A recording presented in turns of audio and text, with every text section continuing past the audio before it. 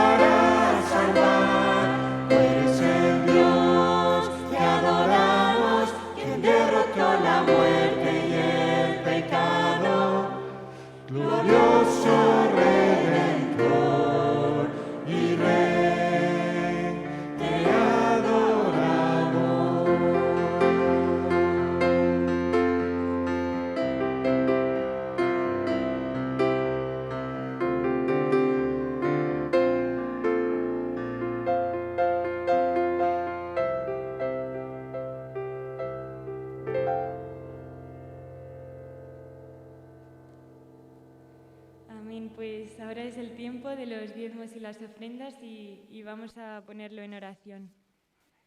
Gracias, Señor, porque tenemos el privilegio de poder venir a ti, Señor, y dar todo lo que tenemos, Señor, y ofrendar de corazón. Te doy gracias porque ayer vimos cómo tú haces milagros, cómo tú multiplicas estas ofrendas, Señor, y te doy gracias porque siempre estás apoyándonos en todo lo que tenemos, Señor, y te pido que hoy, desde el corazón y desde la posibilidad de todos, vengamos ante ti, Señor, con estos diezmos y ofrendas, Señor, y que tú los sigas bendiciendo y dando el fruto de ellos, que estás haciendo que esta iglesia siga adelante cada día con muchas más fuerzas para servirte a ti, Señor, de todo corazón.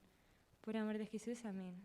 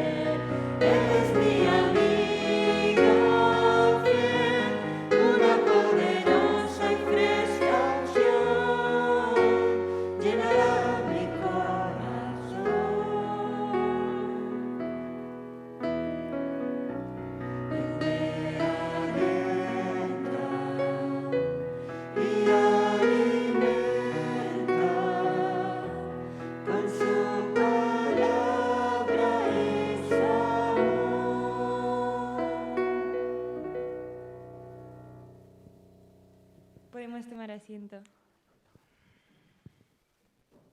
Vamos a orar por la palabra y pedir también la bendición del Señor en este tiempo especial en el que abrimos la Escritura. Oremos. Padre, te doy gracias porque podemos estar aquí, Padre, porque nos podemos acercar a ti aún sin merecerlo. Te doy gracias porque tú nos has cuidado. Te pido por todas las personas que están sufriendo, que tú estés con ellos y que los bendigas, Padre, que los cuides y que les des ánimo, Padre. Te pido que estas palabras lleguen a nuestro corazón y que podamos también aplicarlas y que seamos nosotros también un medio para que los demás nos oigan, Padre. En nombre de Cristo Jesús, amén. Quisiera iniciar el mensaje, queridos hermanos y amigos, recordando un cuento popular que seguramente que todos conocemos y especialmente los más pequeños, ¿verdad? El flautista de Hamelín. ¿Lo conocéis? Vamos a contar por lo menos la mitad del cuento. Se cuenta que en esa preciosa ciudad alemana todos los habitantes vivían felices, rodeados de altas montañas, prados y hermosos ríos de agua cristalina, hasta que un día, al despertar por la mañana, observaron que todo estaba infectado de ratones. Por cualquier rincón del pueblo de Hamelín se encontraban los molestos roedores. Todo esto cambió cuando llegó al pueblo un apuesto trovador con una flauta mágica. Fue al alcalde y le propuso por una buena suma de dinero sacar a todos los ratones del pueblo. Así que el trovador se puso a tocar el instrumento. La música era maravillosa, elegante, persuasiva, seductora. Poco a poco, toda una inmensa fila de ratones se puso tras el flautista, siguiendo la encantadora y maravillosa música. Y así fue que sacó a los roedores de la ciudad y los guió con su música fantástica hacia un río, donde todos murieron ahogados. Y colorín colorado, por lo menos en este momento, el cuento se ha acabado. Bueno, recordaba al hilo de este cuento algunos textos, porque muchos engañadores han salido por el mundo que no confiesan que Jesucristo ha venido en carne. Quien esto hace es el engañador y el anticristo. Mirad por vosotros mismos, para que no perdáis el fruto de vuestro trabajo. O ese otro texto que dice, porque estos son falsos apóstoles, obreros fraudulentos, que se disfrazan como apóstoles de Cristo. Y no es maravilla, pues el mismo Satanás, dice, se disfraza como ángel de luz. Y dice Pablo, para que ya no seamos fluctuantes, como niños fluctuantes, llevados por doquiera de todo viento de doctrina, por estratagema de hombres, que para engañar emplean con astucia las artimañas del error.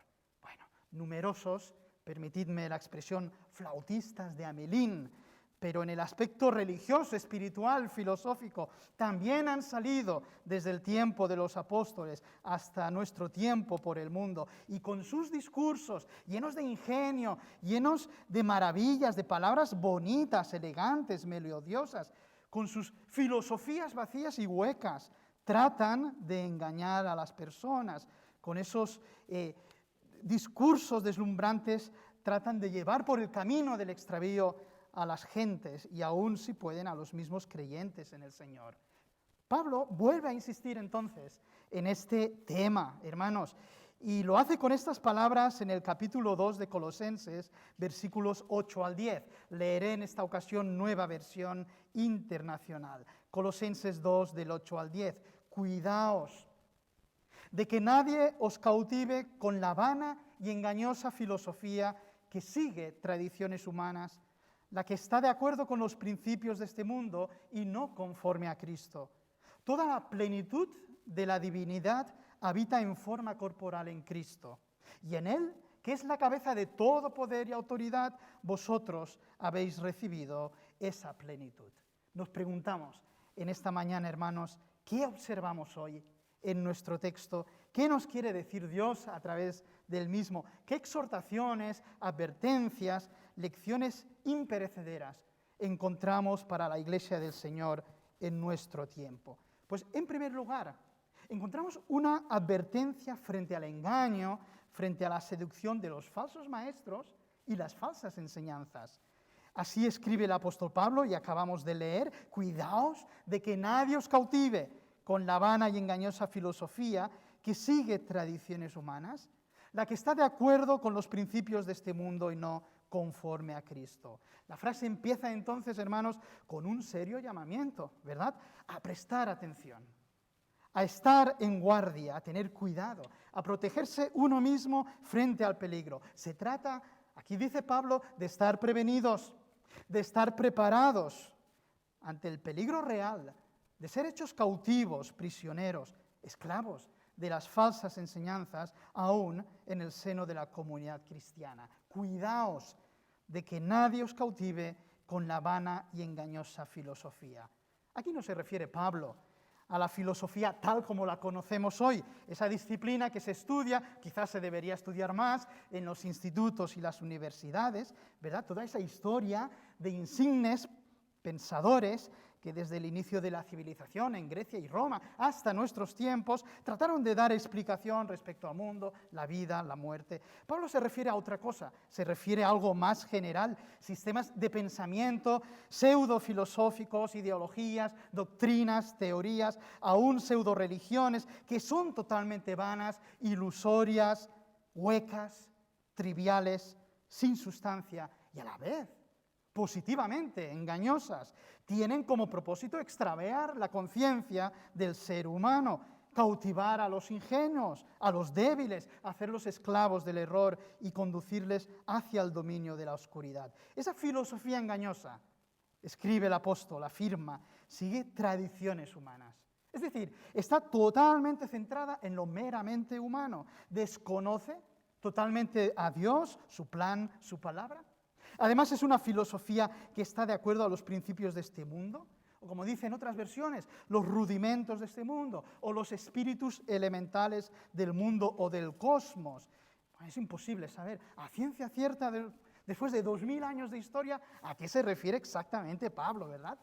Pero bueno, está claro que se trata de un sistema de pensamiento que lo mezcla todo, un sistema de pensamiento sincretista, rudimentario, como el ABC de la religión, basado en normas elementales, en reglamentos ascéticos, en legalismos varios, que no conducen a ningún lugar y cautivan a las personas. En el caso de Colosas, seguramente, muy especialmente, se está tratando de normativas y regulaciones judías. Y además de ello, se trata de un sistema, hermanos, de pensamiento basado también en el cosmos, dicen los astros, en los planetas, las estrellas, en los poderes celestiales, tal como la astrología en este tiempo actual. Yo pensaba, el ser humano no ha cambiado tanto, ¿verdad? Desde entonces, en lugar de acudir a Cristo, en lugar de acudir a Dios, su palabra, acudirá a cualquier lugar. En lugar de buscar la verdad, buscará la vanidad, extraviando así su camino. Tal como decía el escritor británico de principio del siglo XX, Gilbert Chesterton, cuando uno deja de creer en Dios, enseguida cree cualquier cosa. Cuando uno deja de creer en Dios, enseguida se cree cualquier cosa. Bueno, en España operan entre 200 y 300 sectas con miles de seguidores, muchas de las cuales, lógicamente, se introducen por las redes de Internet. La astrología sigue con muy buena salud en nuestro país y la cuenta de sus gurús acumulan miles de seguidores. En cualquier revista, página web, por radio, por televisión, uno podrá ver y oír pues, cómo le irá el día según la conjunción de los astros y planetas. Parece que la pregunta clave para muchos es ¿de qué signo eres? ¿De qué signo del zodíaco eres? Como si eso determinara la vida, ¿verdad? Cuidaos de que nadie os cautive. Todas estas filosofías vanas y engañosas no son conforme a Cristo, aun cuando algunos incluso usen su nombre. Una advertencia frente al engaño, una advertencia, hermanos, frente a la seducción de las falsas enseñanzas, de los falsos maestros que abundan en nuestro mundo. Y en segundo lugar, claro, encontramos un llamamiento a poner toda nuestra atención y toda nuestra vida entera en el Señor Jesús. Recordaba la letra de aquel antiguo y conocido himno que dice: «Oh alma, cansada y turbada, sin luz en la senda andarás. Al Salvador mira y vive, del mundo la luz es su faz. Fija tus ojos en Cristo, tan lleno de gracia y amor, y lo terrenal sin valor será a la luz del glorioso Jesús». O aquellas palabras del poeta y compositor del siglo XVII, Johann Frank: Jesús, inapreciable tesoro, fuente del más puro placer, verdadero amigo para mí.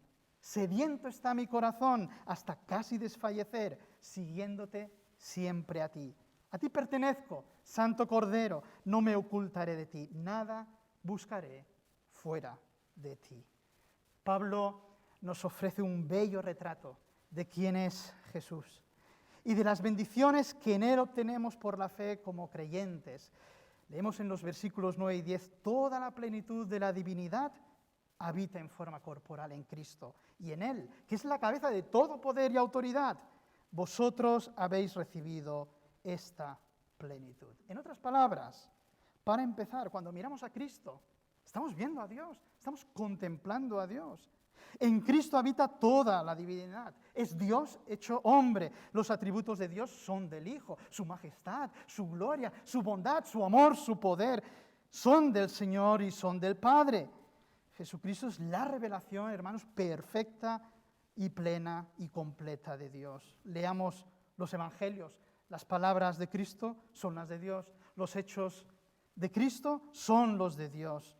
Recordemos esa escena de Jesús ante el concilio. ¿Eres tú el Cristo? Le preguntaron, ¿verdad? Los del Sanedrín. Dínoslo.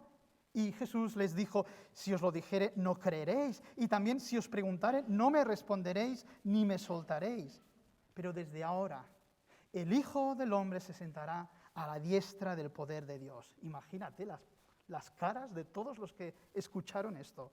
Dijeron luego, tú eres el Hijo de Dios, y Él les dijo, vosotros decís que lo soy. Increíble el Señor, ¿verdad? O aquellas célebres palabras del mismo Señor, cuando después de relatarles esa parábola hermosa del buen pastor, les dice, yo y el Padre, uno somos. Si no hago las obras de mi Padre, no me creáis. Mas si las hago, aunque no me creáis a mí, creed a las obras, para que conozcáis y creáis que el Padre está en mí y yo en el Padre. O esas palabras tan cálidas en ese aposento alto antes de subir a la cruz. Si me conocéis, también a mi Padre conoceríais. Si me conocieseis, también a mi Padre conoceríais. Y desde ahora le conocéis y le habéis visto. Felipe le dijo, Señor, muéstranos al Padre y nos basta. Y Jesús le dijo, tanto tiempo hace que estoy con vosotros y no me habéis conocido, Felipe. El que me ha visto a mí, ha visto al Padre. La realidad de la morada de Dios en Jesús. En Cristo se encuentra la plenitud de Dios, enteramente, realmente, históricamente, en su misma vida terrenal. Es Dios hecho hombre. Pero hay más. Todavía en este texto, es también Señor por encima de todo poder y autoridad, de todo ser angelical. Es el Señor de todo el universo y sus criaturas. Ha sido exaltado tras su cruz y resurrección a una posición de supremo honor y reverencia. Recordaba aquel texto, aquel conocido himno en Filipenses 2:9. Por eso Dios lo exaltó sobremanera y le otorgó el más excelso de los hombres, para que todos los seres en el cielo, en la tierra, en los abismos, caigan de rodillas ante el nombre de Jesús y todos proclamen que Jesús es Señor, para gloria de Dios Padre. Jesús es el Señor. Esta es la confesión, hermanos, de la Iglesia del Señor. Jesús es el Señor. Y hay más todavía en este retrato precioso de Cristo. Una frase extraordinaria. Vosotros habéis recibido esa plenitud. O como leemos en la versión Reina Valera, vosotros estáis completos en Él. Nada necesitamos sino a Cristo. Nada necesitamos sino a Cristo. Y con Cristo, hermanos, lo tenemos todo. ¡Qué bendición! Tenemos en Él plena satisfacción. Es Cristo quien nos convierte plenamente en humanos, tal cual quiere Dios. Él es todo suficiente. Recordaba también estas palabras del apóstol Pedro, pues su divino poder nos ha concedido todo cuanto concierne a la vida y a la piedad. Todo, hermanos, mediante Él. Mediante el verdadero conocimiento de aquel que nos llamó por su gloria y excelencia. Por ellas, Él nos ha concedido sus preciosas y maravillosas promesas. Qué bonito, a fin de que vosotros lleguéis a ser participantes de la naturaleza divina, habiendo escapado de la corrupción que hay en el mundo por causa de los malos deseos. Un llamamiento, hermanos, a ser aquello que somos ya en Cristo, hermanos, a disfrutar de ellos, plenamente humanos, con la presencia del Señor en nuestra vida. Un llamamiento frente a un mundo donde abundan falsas enseñanzas, huecas filosofías, a poner entonces nuestra atención y vida en el Señor Jesús. El todo suficiente, hermanos, el soberano, el Señor y Dios, hermanos, nuestro Salvador.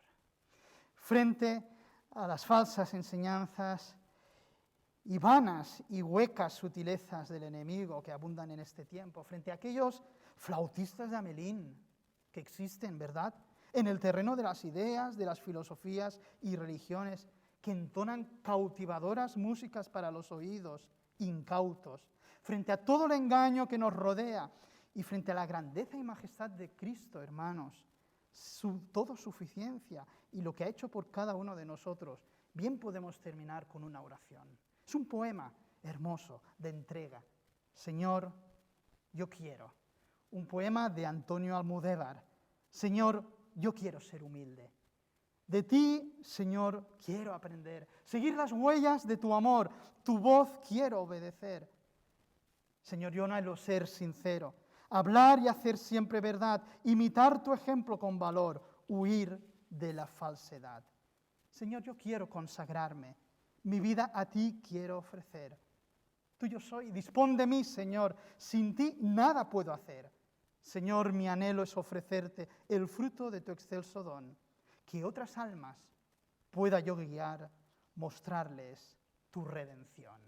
Y decimos a esta hermosa oración, amén, en el nombre del Señor Jesús, amén.